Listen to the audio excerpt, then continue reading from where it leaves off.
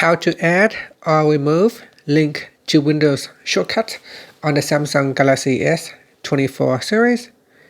First, tap on the home button to return back to the home screen.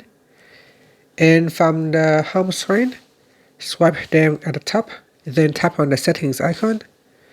Next, in the settings page, we scroll down, then tap on accessibility, and then tap on install apps. After that, tap on link to Windows, and in here, tap on link to Windows shortcut. Tap on the toggle button to switch it on. When you turn it on for the first time, it will ask you that you will need to select one shortcut. So here, choose tap accessibility button, or you can use press side and volume up buttons, or you can use the other one, which is the press and hold on the volume up and down buttons for 3 seconds.